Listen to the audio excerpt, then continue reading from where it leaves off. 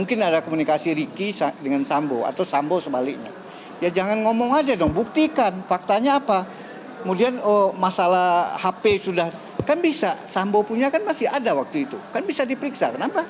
Kok sekarang Jadi yang jelas jaksa penuntut umum kenapa kita menyatakan asumsi dan ilusi, karena tidak ada bukti. Justru dia tidak gentle bahwa dia udah bawa ke pengadilan bukti lie detektor, poligraf, dan di situ dinyatakan Ricky Rizal jujur. Dia udah nyatakan itu bukti, udah bawa saksi juga. Sekarang tuh nggak dipakai kan? Jadi kalau kita pakai itu berarti ya itu benar-benar dia yang ilusi, JPU kan.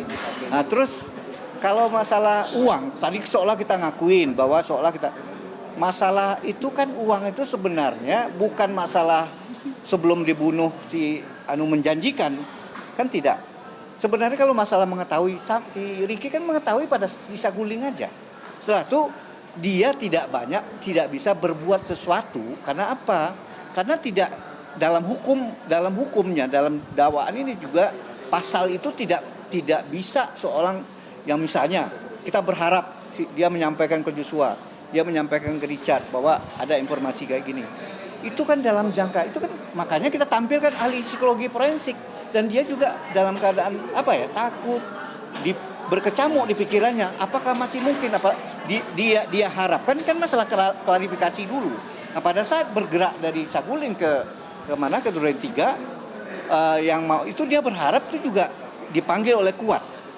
Joshua dipanggil, itu harapannya kan untuk klarifikasi yang disampaikan oleh Sambo itu, dan berharap tidak akan. Apakah itu salah? Undang-undangnya jelas menyatakan pasal 338 kayak pasal 340 kayak pasal yang 55 itu kayak menyatakan pertama ada niat. Punya niat enggak sih? Dengan penolakan secara halus kan enggak niat.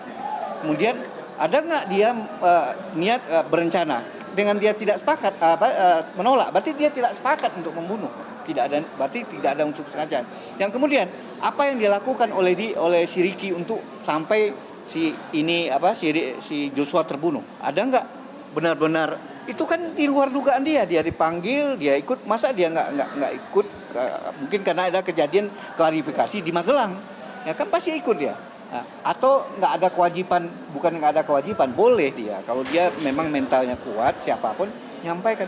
Dan dia juga berpikir secara psikologis, dia menyampaikan itu bisa menjadi rumit.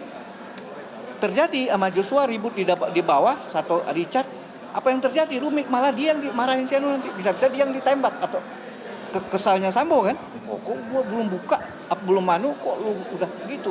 Jadi saya mengira apa yang disampaikan dengan singkat oleh jaksa ya tidak mampu mematahkan dalil-dalil analisa yuridis kita. Sehingga bakal duplik. Oh, pasti kita tetap duplik. Dengan penekanannya adalah ya berarti kita mempertahankan pertama menolak isi replik dia.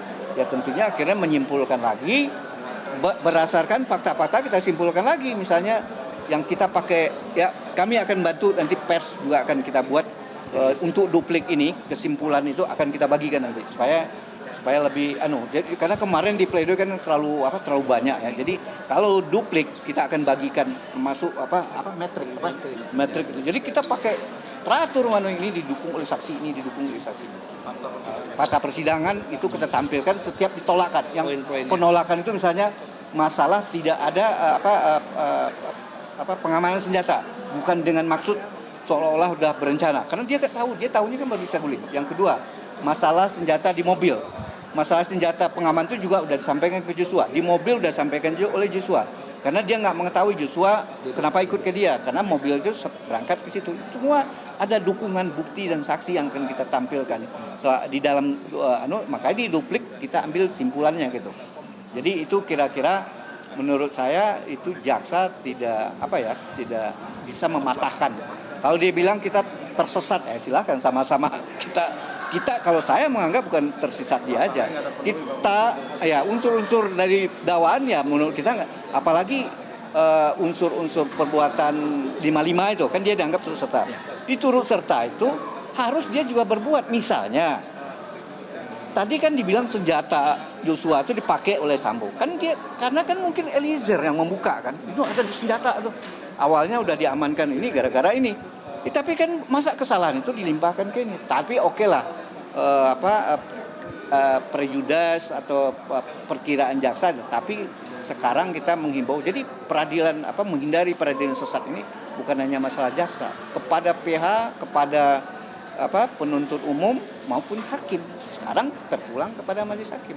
Apakah yakin dengan itu, dengan mengaminin asumsi dan ilusi yang tidak didukung oleh fakta persidangan, mendukung kita yang sampaikan dengan dukungan ahli, dengan dukungan psikologi forensik, lie detektor, begitu juga fakta-fakta persidangan.